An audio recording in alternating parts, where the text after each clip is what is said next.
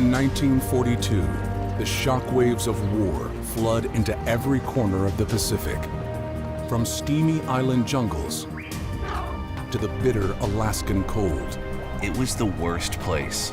I froze to death. In these unfamiliar lands, enemies that were an ocean apart will soon come face to face. Midway was our first real encounter with the enemy. With rare personal films and color combat footage, bullets and anti-aircraft fire were coming at me from every direction. hear the voices and feel the fight.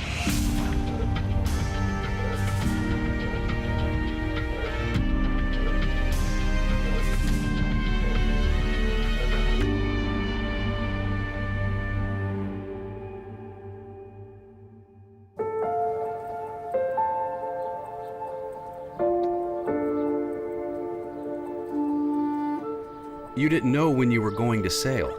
Wives didn't know any given day if they would see their husbands again. We didn't know where we were going.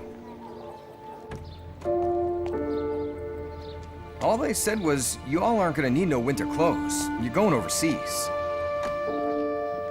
Then, one morning, we were underway.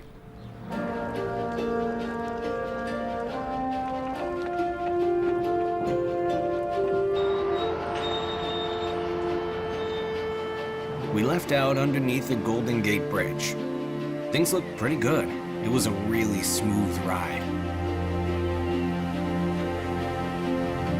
Then we got out and the ocean got rough. And the waves got big and that little boat was bouncing around like a cork. We were all sick as hell. Before I was out of the harbor, I was feeding fish over the side.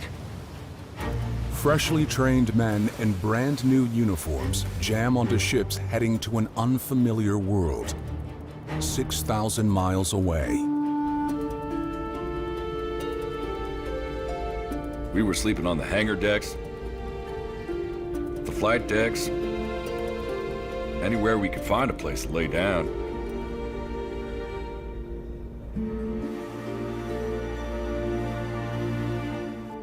Some are barely 18. I was just a kid. I'd never spent a night away from my mother or father. I spent a lot of time in my bunk just thinking about home, and even crying once in a while.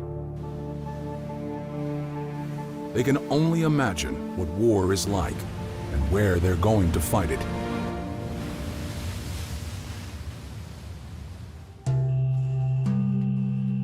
Serviceman Dan Rockland lands in a jungle on the other side of the ocean.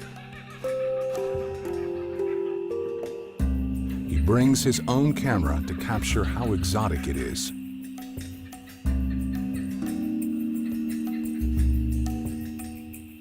He's near Port Moresby on the island of New Guinea. Rivers are infested with crocodiles.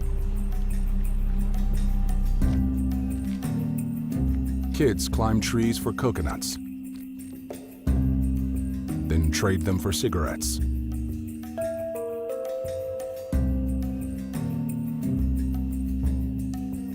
The tribe is welcoming, but can't help staring at the strange men pointing cameras at them. They'll be calling this home, but they aren't here for fun. The Japanese are quickly closing in. The Japanese already hold the Solomon Islands and most of New Guinea. Now a fleet is on the way to complete the conquest, if they can kick the Allies out of Port Moresby. If New Guinea falls, Australia fears it could be next. But Americans see the Japanese coming.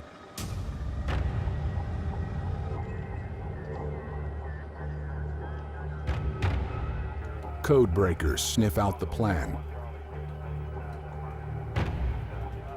Admiral Chester Nimitz decides to gamble.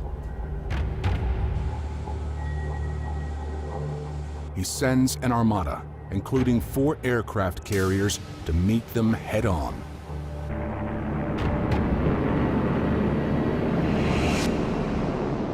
The Battle of the Coral Sea starts with a big blow. Americans spot a Japanese carrier. They dive down through piercing anti-aircraft fire and sink it. The Japanese respond by swarming American ships.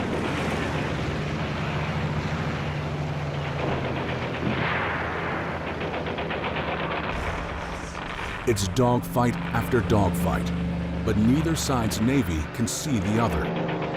Planes do all the fighting, long distance. The planes flew right around us, and the guns couldn't keep up. And the boys couldn't twist that gun fast enough.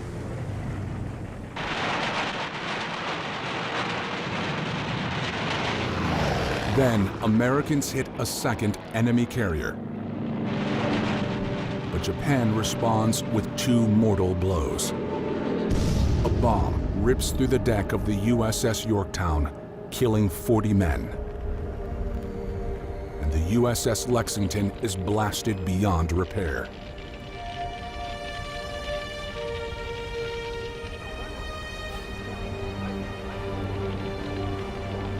Both sides suffer heavy losses. But the Allies have halted Japan's momentum.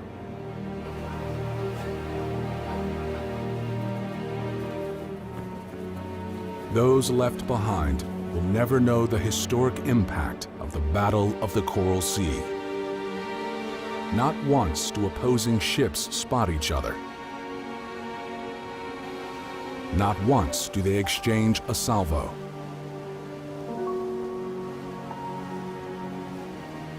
It's a new kind of naval battle, fought entirely with airplanes. And it's a sigh of relief for Australia. Australians feel safer. Fears of a Japanese invasion are waning. But another invasion is underway. Suddenly, the Yanks were here. They all seemed to have big mouths and square teeth and came from places I'd never heard of, like Nebraska.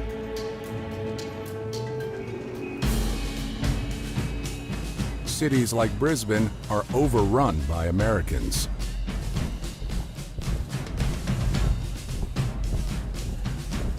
A parade of U.S. troops shows the scale of this friendly invasion.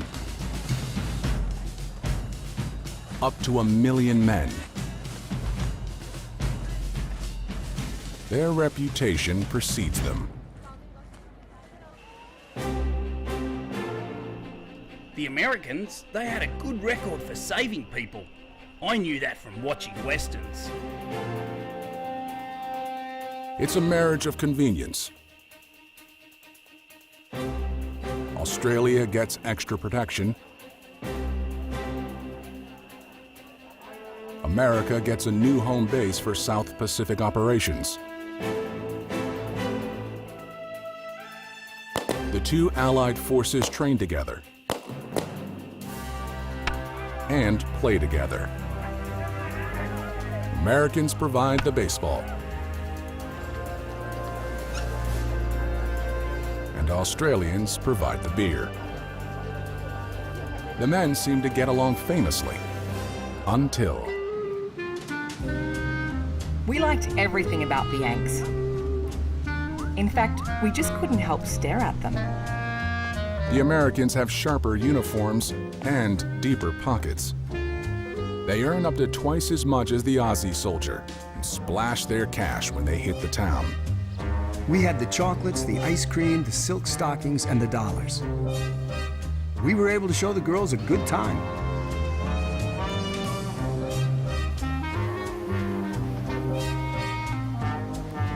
In Sydney, you were competing with Americans for the attention of women, and some of the Australian girls really chased the Americans. Australian men start taking offense and adopt a slogan describing Americans as overpaid, oversexed, and over here.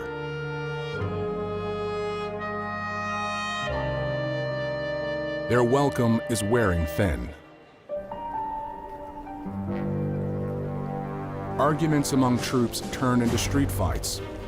Street fights turn into riots. Melbourne and Brisbane erupt into chaos.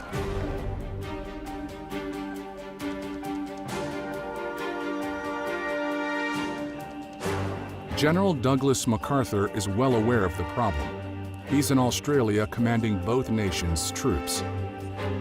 He's about to send these joint forces into battle, if they can stop fighting each other. Spring 1942. A new Allied experiment is underway. Americans and Australians deploy as one army for the first time. Their navies repelled the Japanese enough to hold Port Moresby, the last Allied outpost on New Guinea. Now, ground troops pour in. The Allied camp is nestled inside a coconut plantation. From here, they want to retake the entire island.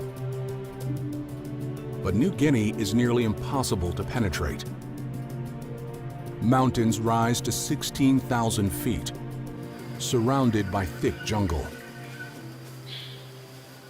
So they try to enlist some local expertise. American pilot Ken Garish takes his own footage of curious tribesmen in the remote highlands outside Port Moresby. An Australian captain breaks the ice by taking pictures of the chief. It's the first time he's ever seen a photo of himself. The tribe agrees on the common enemy, and they're ready to fight.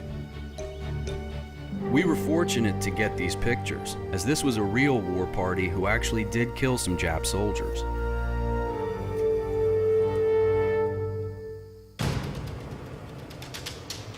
Now, this uncommon collection of allies has to fight the Japanese that surround them. Each side takes pot shots at the other from close distance. Black smoke rises from Japanese raids on the Port Moresby camp.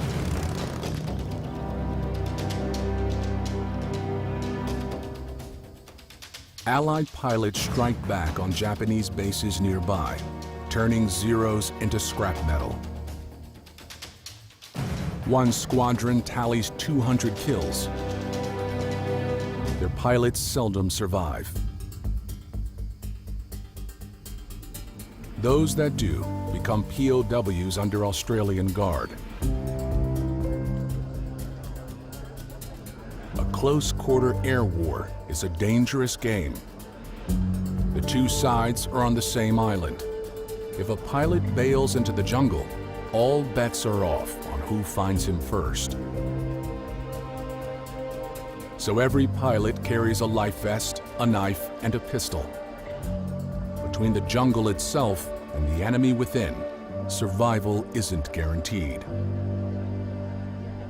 But it helps to have the locals on your side.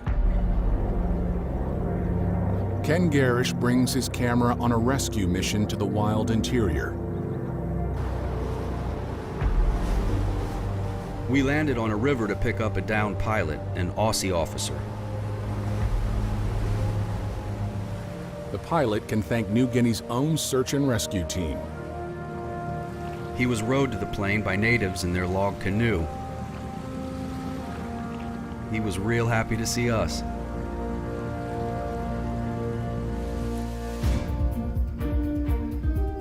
American and Australian flyboys are forming a tighter bond now that their lives depend on each other. The pressure of combat punctures their pre-war tensions. Handshakes are replacing fistfights.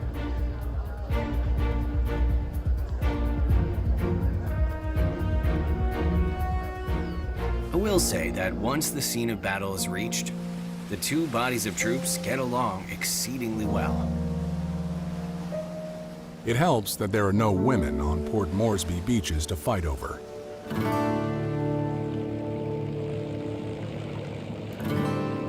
But they are never far from their minds.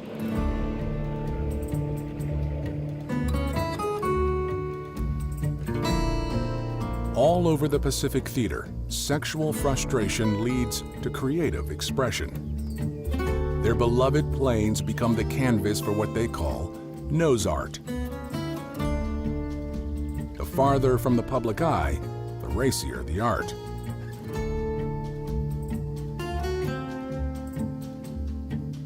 Some choose cartoon characters. Others opt for intimidation. This one goes for sheer size. This is the largest nose art painting of World War II, called The Dragon and His Tail. The average airfield becomes an art museum, albeit without a roof. When rain soaks New Guinea, nothing and no one escapes the deluge. The rain averaged about 2 inches a day. We didn't fly one mission. Most of the time was spent in the tents except for chow or latrine business. It's tough going for the soldiers.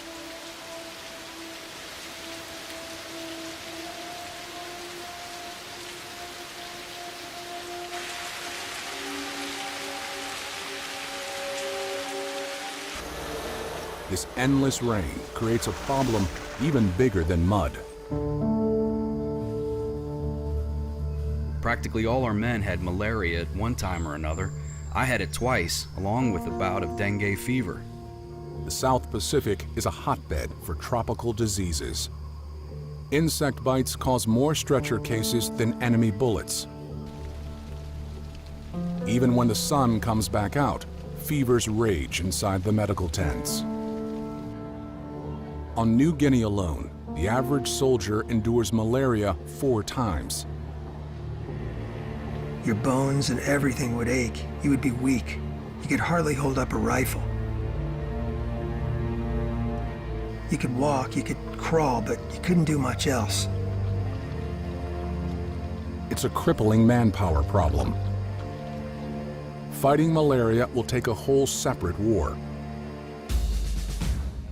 The Army's medical department rushes into action. Malaria control units spray DDT liberally across the island. Training films urge troops to take strict precautions. Sleeves down. Shirt buttoned. Repellent smeared on, and smeared on often enough to keep the mosquitoes away. This equipment is as important as bullets. They speed up trials of the anti-malarial medicine Atibrin. The chemical was very, very bitter, very nasty tasting. My men hated it like poison. Even the nurses experience wicked side effects. We started taking these little yellow pills. They turned your skin and eyeballs yellow. Soon, rumors fly that Atibrin causes infertility. The pills are so unpopular that medics are deployed in chow lines to monitor their intake. The disease affects both sides. Up to 90% of Japanese troops suffer from malaria and dysentery. Americans who rushed to enlist are now feeling every mile of ocean between them and home. What they need is a home away from home. This place looks like heaven. Especially for disease-ridden troops.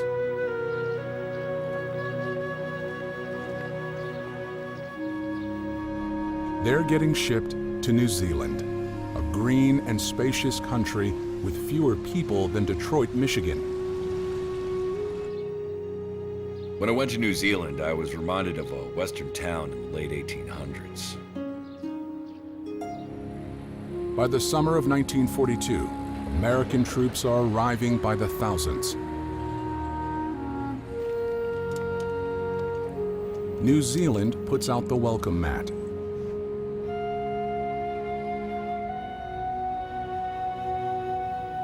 They set up 19 hospitals with the latest medical equipment.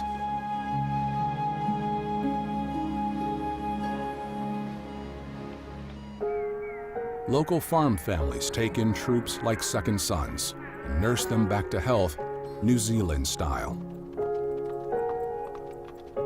Once they got out into the countryside and were able to do hard work, eat good food, and drink copious amounts of milk, they soon became very well.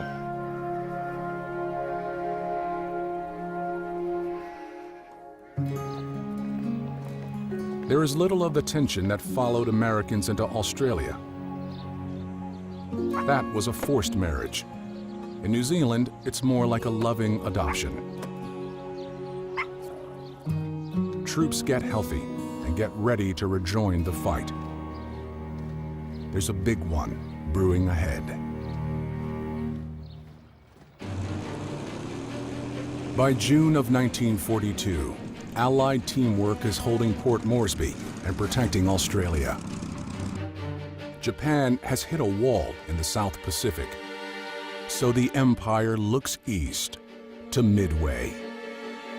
It's a critical halfway point between Asia and the US. The American forces protecting Midway are meager. The approaching Japanese fleet is 4 times bigger. Like the Pearl-Harbour attack, they could annihilate another huge chunk of the US Navy and leave them almost helpless. But this time, Americans have surprise on their side. Once again, they've cracked the Japanese code and know their plan.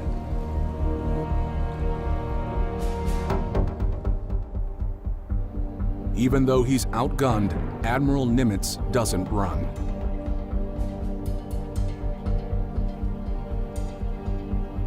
Instead, he'll wait for the Japanese to attack the island, then launch a surprise of his own.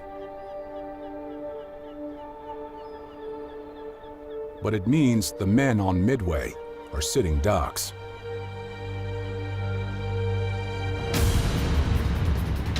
At sunrise, Americans hear the approaching buzz. They steel themselves for an onslaught.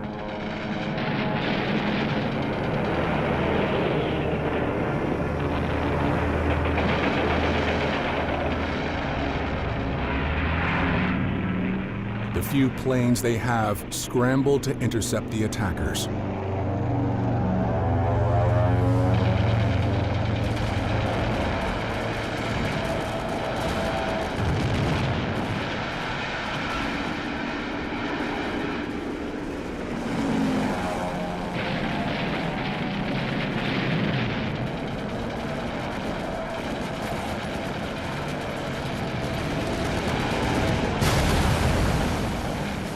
The Japanese bomb the runways and obliterate the command post. Smoke billows high into the sky as they tear into the American base. They set the hangars ablaze.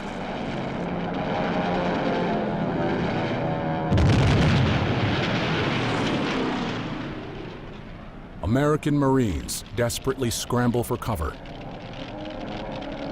hoping the Navy can summon a counterattack and save the island.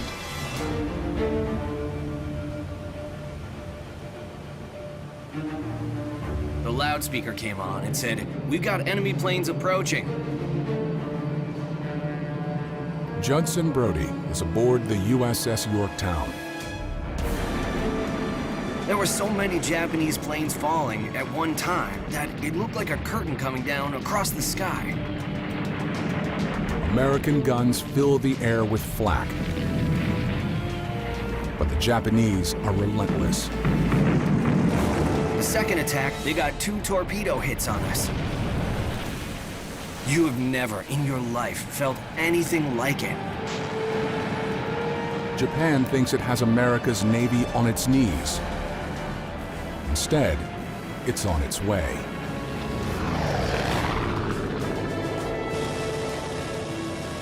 Americans saw the Japanese coming. So before they arrived, they launched whole squadrons of torpedo planes and dive bombers. 150 airplanes raced to strike back, leaving their home ships under fire behind them.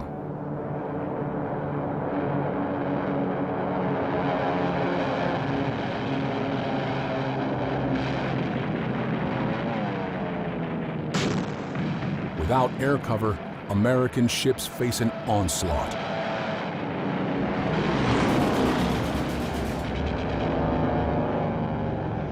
Japanese pilots have a field day. But when the American planes reach the Japanese fleet, they catch them off guard. They too have no air cover. American pilots make it count. They destroy all 4 Japanese carriers.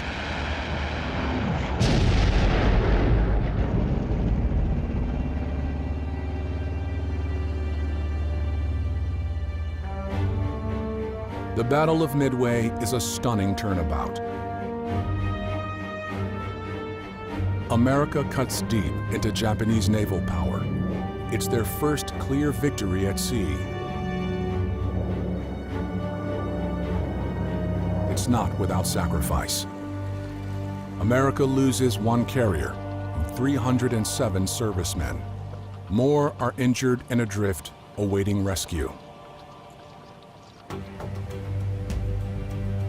But they prove America can fight back and win.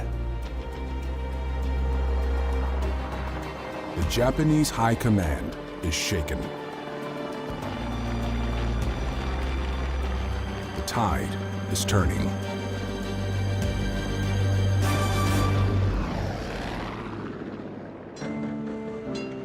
When news from the front lines reaches home, Americans are jubilant.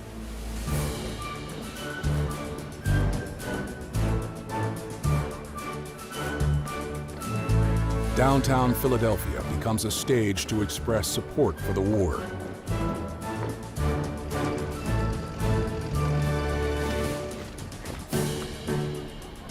Officially, this is a rally to buy war bonds. Unofficially, it's a party. Star power draws a crowd. On stage is James Cagney, Lucille Ball, Mickey Rooney, Dick Powell, Paul Henreid, and Harpo Marx. Besides fanfare and parades, there's another reminder that a war is going on.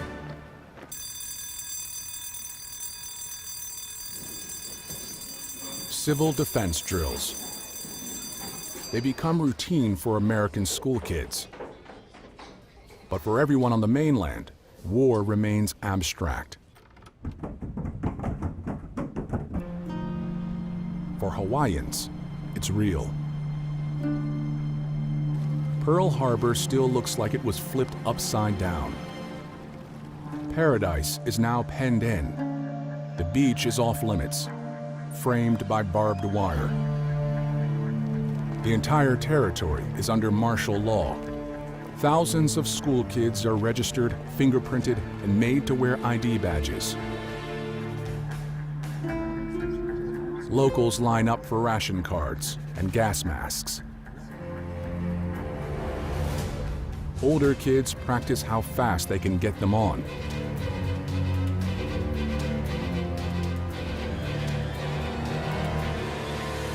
The youngest ones have to get into a full body bag, as if they aren't scared enough.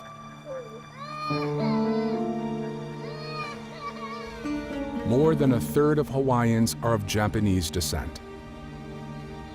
They're nervous and trying to blend in by removing any signs of their ancestry. But here, there's no talk of mass internment. Such is not the case on the mainland.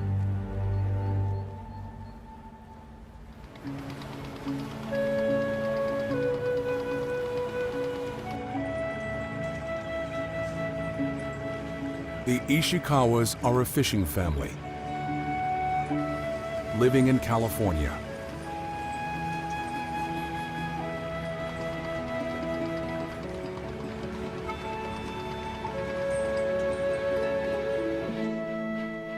These are their home movies from before the war.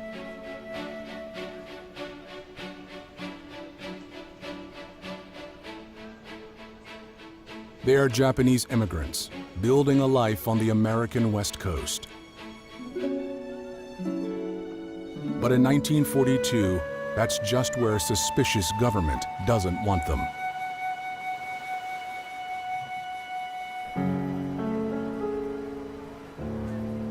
We had to get rid of everything. We were given 1 month. People who live closer to the ocean, they only had 24 hours. Takeo and Roberta Shiroma are children when the U.S. government puts their families on a train. The night before we left, my parents didn't know where we were going.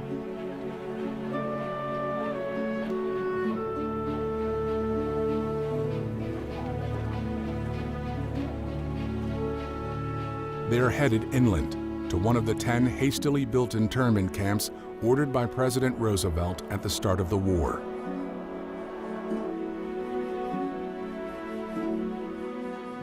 There would be 2 families in one room. When we got there, my mother had to stuff canvas bags with hay, which were to be our mattresses.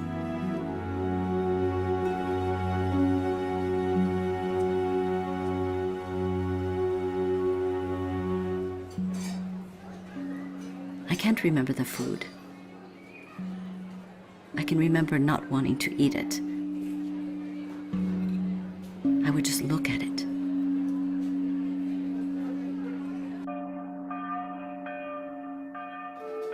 They study,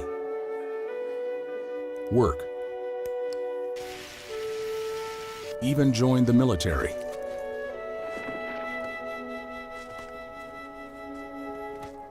But they are not free. The government rounds up more than 110,000 Japanese Americans, claiming it's for their own safety.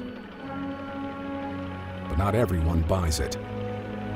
If we were put there for protection, why were the guns at the guard towers pointed inward instead of outward?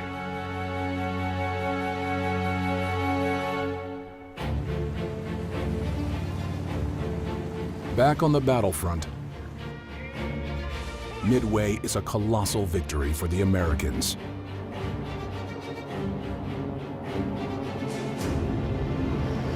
But during that 4-day battle, the Japanese puncture through another front.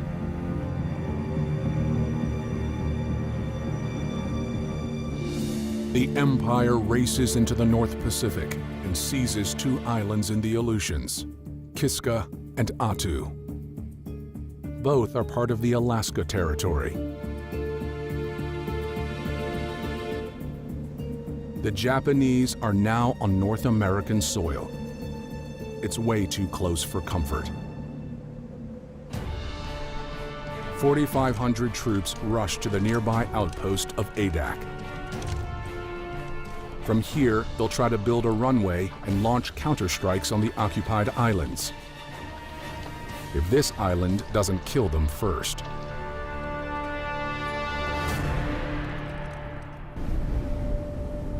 Adak is barren, windswept, and merciless.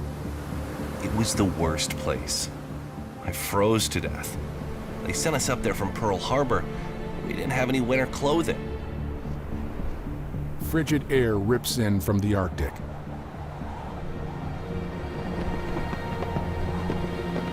The tropical dangers of insect bites give way to frostbite.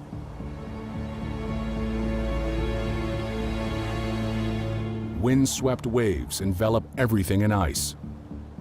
Men can only fight back with picks.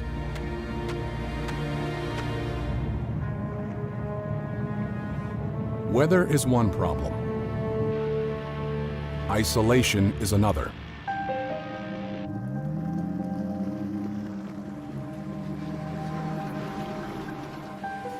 Everything must come in by ship.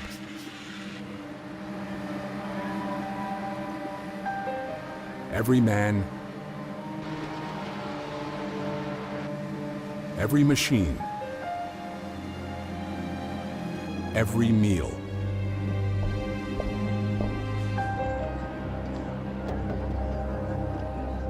It's like camping on another planet.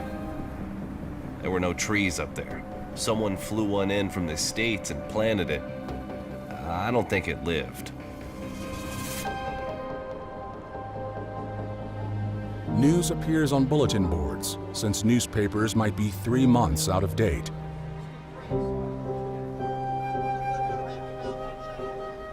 Even though they're on American soil, home seems a world away. But mail call thaws their moods. Baseball eases their minds. And music lifts their morale. After all, whining won't keep them warm. Work will. Building an airfield on the frozen tundra takes brute force. Engines groan in the cold.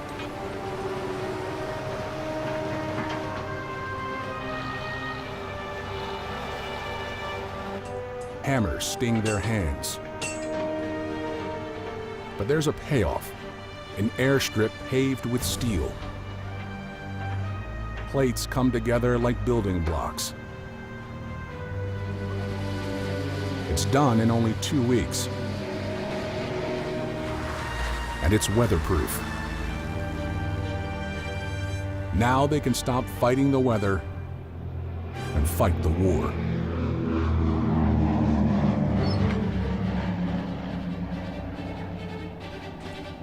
American pilots gear up for the first raids against Japanese camped on U.S. territory. They fire up 9 bombers, 12 fighters, and 100 men.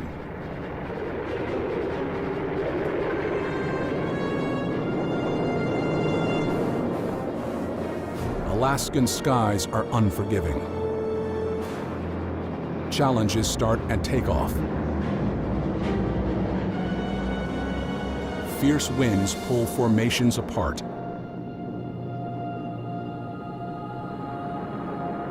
For 2 hours, it's a battle just to stay on the flight path and stay together.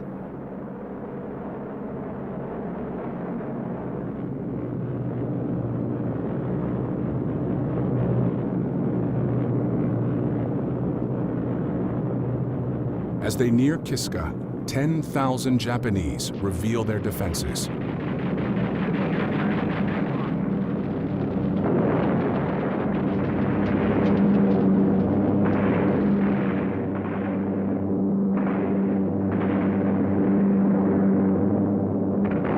Hurl flak to try to punch holes in the planes, or at least force them off course. Any deviation in flight, and they will miss the target. American gunners try to clear the way. It's an airborne game of chicken. Finally, the targets appear. And the bombs drop.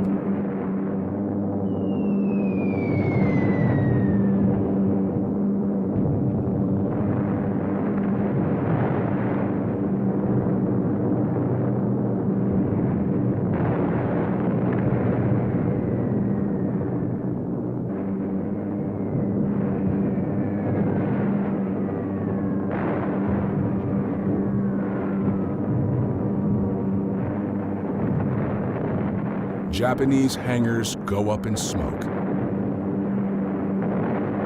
In just a few white-knuckle minutes, the damage is done. This is just the beginning. raids are relentless. Dawn to dusk, every day, for over a year. It's called the Kiska Blitz. The Japanese endure 6 million pounds of bombs. Americans want their islands back at any price.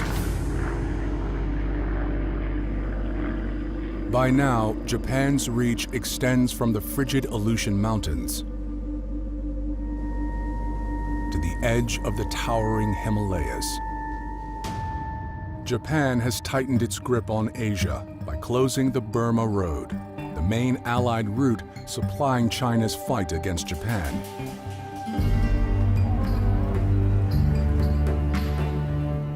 The only other route is scraping the sky. Allies attempt one of the most ambitious aviation efforts of World War II. Flying supplies over the Himalayas, nicknamed the Hump. It would push the limits of man and machine. But these pilots are willing to risk it in a Pan Am Clipper. These Pan-American airmen volunteered to risk everything through the most treacherous mountain passes and weather known to man. Flying Tigers escort these retrofitted commercial planes. But extreme winds toss them around like kites. Sudden storms take their toll. Hundreds of planes and pilots perish. There must be a better way to get supplies to China.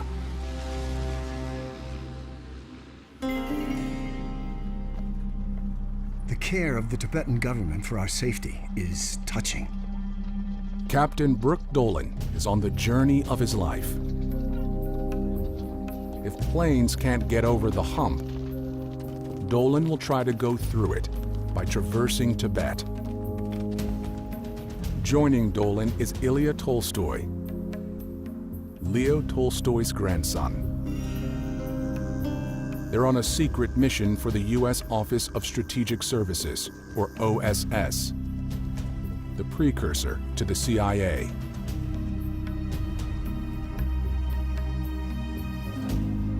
The journey starts with a traditional Tibetan ceremony.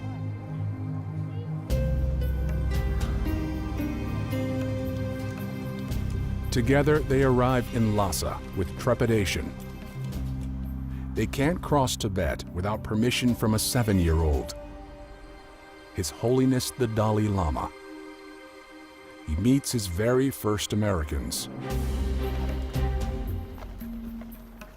To say that we are affected with joy is to put it mildly. We are permitted to travel the road in which we're most interested.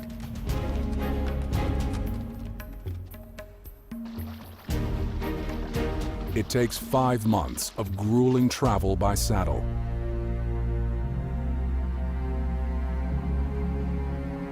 Through 1,000 miles of breathtaking beauty and heart-stopping hazards.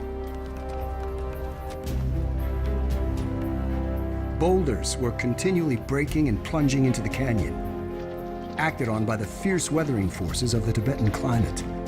Hot daytime sun and freezing moonlight. Finally, they reach China. The journey is a success, but the strategy is a failure.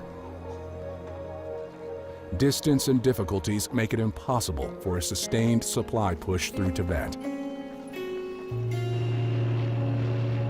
The only alternative lies deep in the jungles of Burma. A plane flies in low, but it's not dropping bombs. They're supplies for another secret OSS operation, a guerrilla war.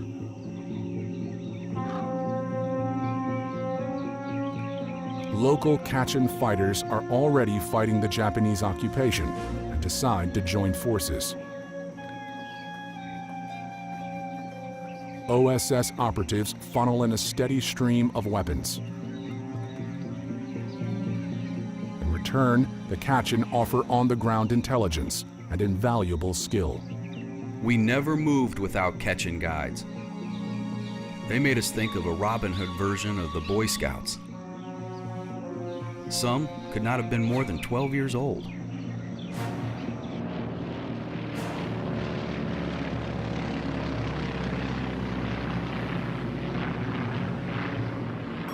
The Kachin jump right into 20th century warfare, learning how to parachute behind enemy lines. In turn, Allies learned the tricks of jungle transportation, riding high to avoid the snakes. The covert partnership pays off. They carve secret pathways through Japanese lines. More than 4,000 Japanese will die at the hands of these operatives, all in a secret war fought in the shadows. Elsewhere, it will take direct force. In July 1942, American intelligence spots a large-scale construction project on an island few have ever heard of, Guadalcanal. It's the framework of a new Japanese airbase, big enough to host long-range bombers that could once again threaten New Guinea and Australia. The Americans decide to go on the offensive. There is no color footage of the invasion, but this is the aftermath. 11,000 Marines pile up on the beaches. A Japanese counterattack forces their support ships to pull out, leaving them stranded with few reinforcements. They set up a base with what little supplies they've scrambled to bring ashore. The Japanese retreat into the interior. Now an island roughly the size of Delaware is pockmarked with troops from both sides, each controlling a mosaic of territory. It turns into a bloody 6-month nightmare.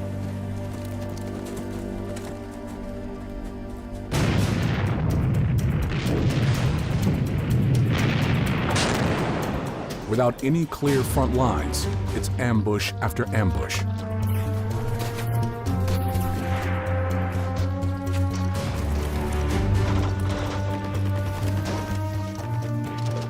Guadalcanal becomes a battle of attrition.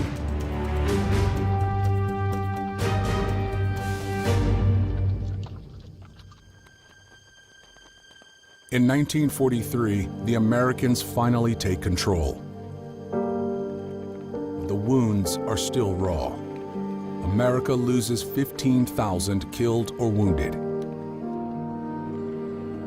First Lady Eleanor Roosevelt arrives to comfort the fallen.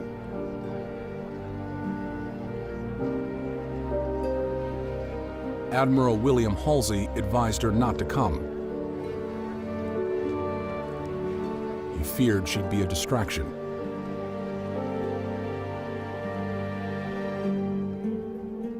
But she quickly changes his mind. She went into every ward and spoke to every patient. I marveled at her hardihood, both physical and mental. She alone did more than anyone who came through my area.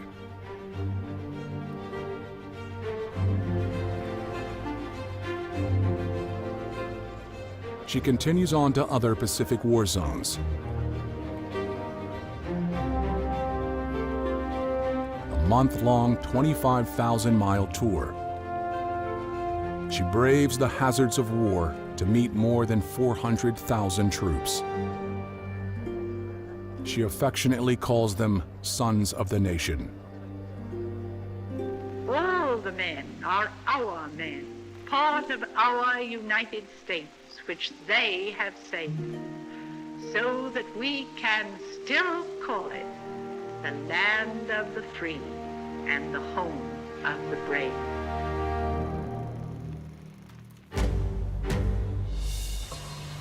"18 months into the war, the shockwaves have spread far beyond Pearl-Harbor. The war is growing bigger and moving slower. Quick air and sea strikes are giving way to long, bloody land battles that drain time, resources, and lives.